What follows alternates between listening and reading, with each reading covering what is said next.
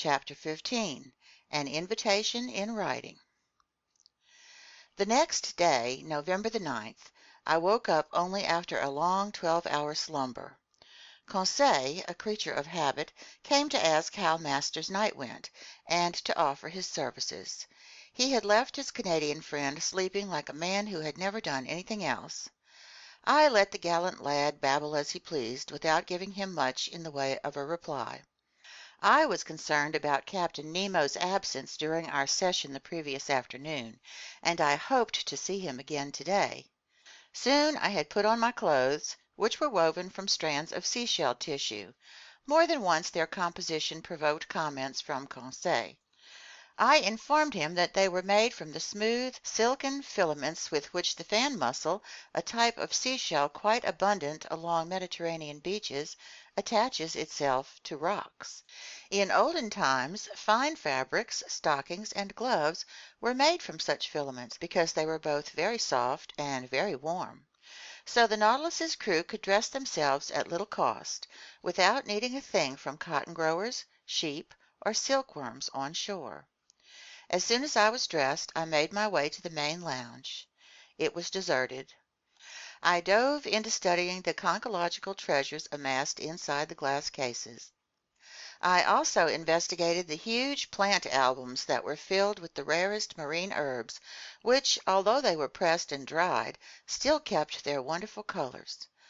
Among these valuable water plants I noted various seaweed, some Cladostephus verticillus, peacock's tails, fig-leafed caulerpa, grain-bearing beauty bushes, delicate rose-tangle tinted scarlet, sea colander arranged into fan shapes, mermaids' cups that looked like the caps of squat mushrooms and for years had been classified among the zoophytes, in short, a complete series of algae. The entire day passed without my being honored by a visit from Captain Nemo. The panels in the lounge didn't open. Perhaps they didn't want us to get tired of these beautiful things. The Nautilus kept to an east-northeasterly heading, a speed of 12 miles per hour, and a depth between 50 and 60 meters. Next day, November 10, the same neglect, the same solitude. I didn't see a soul from the crew. Ned and Conseil spent the better part of the day with me. They were astonished at the captain's inexplicable absence. Was this eccentric man ill? Did he want to change his plans concerning us? But after all, as Conseil noted, we enjoyed complete freedom. We were daintily and abundantly fed. Our host had kept to the terms of his agreement. We couldn't complain, and moreover the very uniqueness of our situation had such generous rewards in store for us, we had no grounds for criticism. That day I started my diary of these adventures, which has enabled me to narrate them with the most scrupulous accuracy, and one odd detail. I wrote it on paper manufactured from marine eelgrass. Early in the morning on November 11th, fresh air poured through the Nautilus's interior, informing me that we had returned to the surface of the ocean to renew our oxygen supply. I headed for the central companionway and climbed onto the platform. It was 6 o'clock. I found the weather overcast, the sea gray but calm, hardly a billow. I hoped to encounter Captain Nemo there. Would he come? I saw only the helmsman imprisoned in his glass-windowed pilot-house. Seated on the ledge furnished by the hull of the skiff, I inhaled the sea's salty aroma with great pleasure. Little by little the mists were dispersed under the action of the sun's rays. The radiant orb cleared the eastern horizon. Under its gaze the sea caught on fire like a trail of gunpowder. Scattered on high, the clouds were colored in bright, wonderful shaded hues, and numerous lady-fingers warned of day-long winds. Author's note: lady-fingers are small, thin, white clouds with ragged edges. But what were mere winds to this Nautilus, which no storms could intimidate? So I was marveling at this delightful sunrise, so life-giving and cheerful, when I heard someone climbing onto the platform. I was prepared to greet Captain Nemo, but it was his chief officer who appeared, whom I had already met during our first visit with the captain.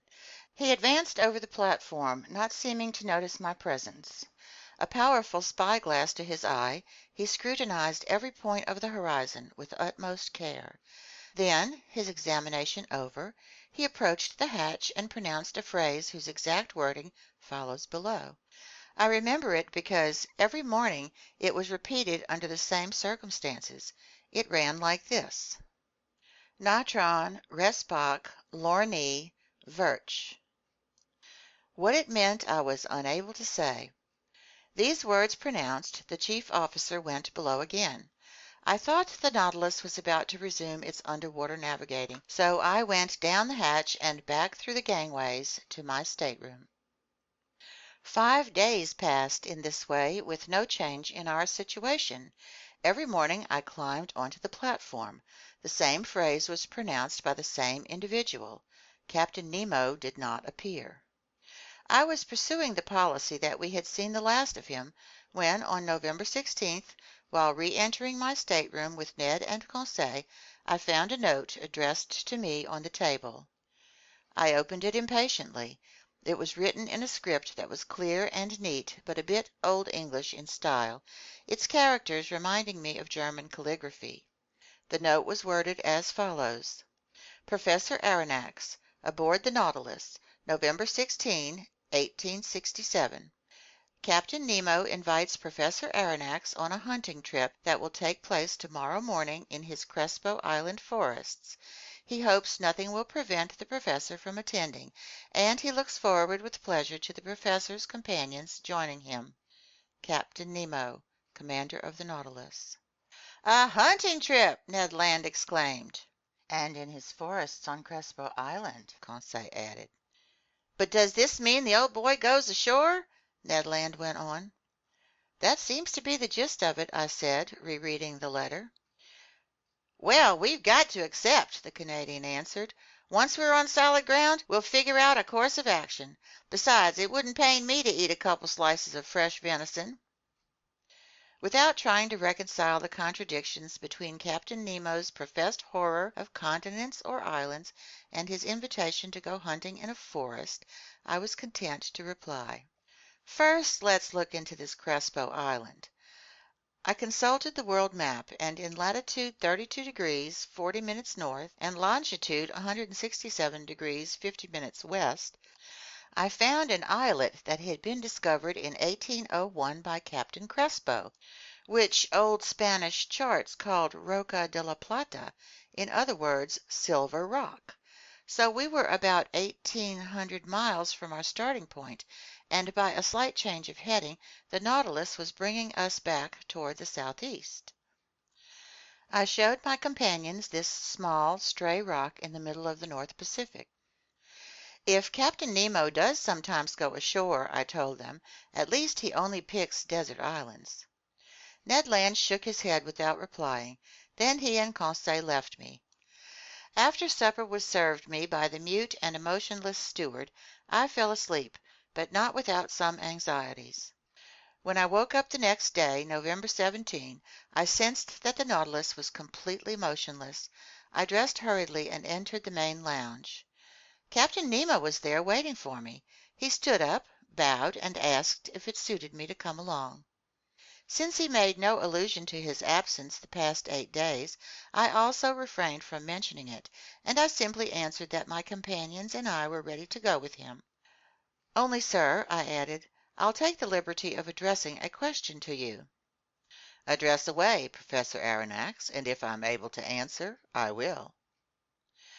Well then, Captain, how is it that you've severed all ties with the shore, yet you own forests on Crespo Island? Professor, the captain answered me, these forests of mine don't bask in the heat and light of the sun. They aren't frequented by lions, tigers, panthers, or other quadrupeds. They are known only to me. They grow only for me. These forests aren't on land. They are actual underwater forests.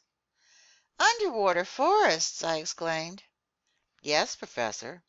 And you're offering to take me to them? Precisely. On foot? Without getting your feet wet. While hunting? While hunting.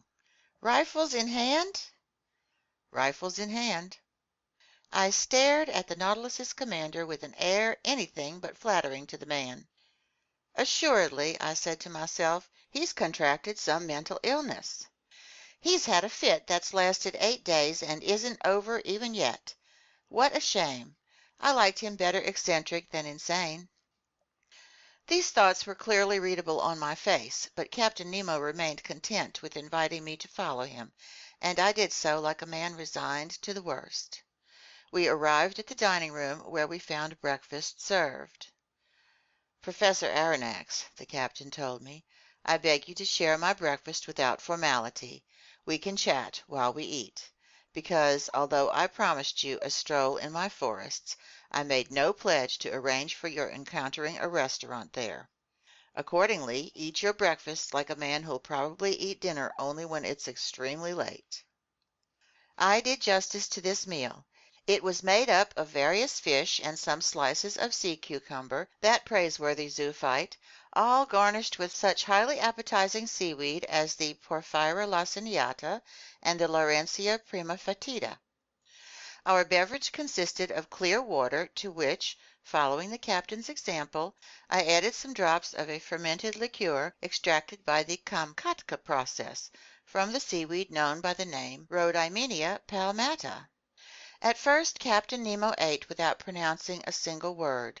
Then he told me, "Professor, when I proposed that you go hunting in my Crespo forests, you thought I was contradicting myself. When I informed you that it was an issue of underwater forests, you thought I'd gone insane. Professor, you must never make snap judgments about your fellow man." "But, Captain, believe me—" "Kindly listen to me, and you'll see if you have grounds for accusing me of insanity or self-contradiction." "I'm all attention." "Professor, you know as well as I do that a man can live under water so long as he carries with him his own supply of breathable air. For underwater work projects, the workman wears a waterproof suit with his head imprisoned in a metal capsule, while he receives air from above by means of force pumps and flow regulators." "That's the standard equipment for a diving suit," I said. "Correct, but under such conditions the man has no freedom. He's attached to a pump that sends him air through an India rubber hose. It's an actual chain that fetters him to the shore, and if we were to be bound in this way to the Nautilus, we couldn't go far either." "Then how do you break free?" I asked. "We use the Rouquayrol-Denneroux device, invented by 2 of your fellow countrymen, but refined by me for my own special uses, thereby enabling you to risk these new physiological conditions without suffering any organic disorders. It consists of a tank built from heavy sheet iron, in which I store air under pressure of 50 atmospheres. This tank is fastened to the back by means of straps, like a soldier's knapsack. Its top part forms a box, where the air is regulated by a bellows mechanism and can be released only at its proper tension. In the Rouquayrol device that has been in general use, 2 India rubber hoses leave this box and feed to a kind of tent that imprisons the operator's nose and mouth. One hose is for the entrance of air to be inhaled, the other for the exit of air to be exhaled, and the tongue closes off the former or the latter, depending on the breather's needs. But in my case, since I face considerable pressures at the bottom of the sea, I needed to enclose my head in a copper sphere, like those found on standard diving suits, and the 2 hoses for inhalation and exhalation now feed to that sphere." "That's perfect, Captain Nemo, but the air you carry must be quickly depleted, and once it contains no more than 15% oxygen, it becomes unfit for breathing." "Surely, but as I told you, Professor Aronnax, the Nautilus's pumps enable me to store air under considerable pressure, and given this circumstance, the tank on my diving equipment can supply breathable air for 9 or 10 hours." "I've no more objections to raise," I replied. "I'll only ask you, Captain, how can you light your way at the bottom of the ocean?" "With the Ruhmkorff device, Professor Aronnax. If the first is carried on the back, the second is fastened to the belt. It consists of a Bunsen battery that I activate, not with potassium dichromate, but with sodium. An induction coil gathers the electricity generated and directs it to a specially designed lantern. In this lantern, one finds a glass spiral that contains only a residue of carbon dioxide gas. When the device is operating, this gas becomes luminous and gives off a continuous whitish light. Thus provided for, I breathe and I see. Captain Nemo, to my every objection you give such crushing answers. I'm afraid to entertain a single doubt. However, though I have no choice but to accept both the Rouquayrol and Ruhmkorff devices, I'd like to register some reservations about the rifle with which you'll equip me. But it isn't a rifle that uses gunpowder, the captain replied. Then it's an air gun? Surely. How can I make gunpowder on my ship when I have no saltpeter, sulfur, or charcoal? Even so, I replied, to fire underwater in a medium that's 855 times denser than air, you'd have to overcome considerable resistance. That doesn't necessarily follow. There are certain Fulton-style guns perfected by the Englishmen Philippe Coles and Burly, the Frenchman Fursy, and the Italian Landi. They are equipped with a special system of airtight fastenings and can fire in underwater conditions. But I repeat, having no gunpowder, I've replaced it with air at high pressure, which is abundantly supplied me by the Nautilus's pumps. But this air must be swiftly depleted. Well, in a pinch, can't my Rouquayrol tank supply me with more? All I have to do is draw it from an ad hoc spigot. Editor's note, Latin, a spigot just for that purpose. Besides, Professor Aronnax, you'll see for yourself that during these underwater hunting trips we make no great expenditure of either air or bullets. But it seems to me that in this semi-darkness, amid this liquid that's so dense in comparison to the atmosphere, a gunshot couldn't carry far and would prove fatal only with difficulty. On the contrary, sir, with this rifle every shot is fatal, and as soon as the animal is hit, no matter how lightly, it falls as if struck by lightning. Why? Because this rifle doesn't shoot ordinary bullets, but little glass capsules invented by the Austrian chemist Leniebroek, and I have a considerable supply of them. These glass capsules are covered with a strip of steel and weighted with a lead base. They are genuine little Leyden jars charged with high voltage electricity. They go off at the slightest impact, and the animal, no matter how strong, drops dead. I might add that these capsules are no bigger than number 4 shot, and the chamber of any ordinary rifle could hold 10 of them. I'll quit debating, I replied, getting up from the table, and all that's left is for me to shoulder my rifle. So where you go, I'll go. Captain Nemo led me to the Nautilus's stern, and passing by Ned and Conseil's cabin, I summoned my 2 companions, who instantly followed us. Then we arrived at a cell located within easy access of the engine room. In this cell we were to get dressed for our stroll. End of chapter 15.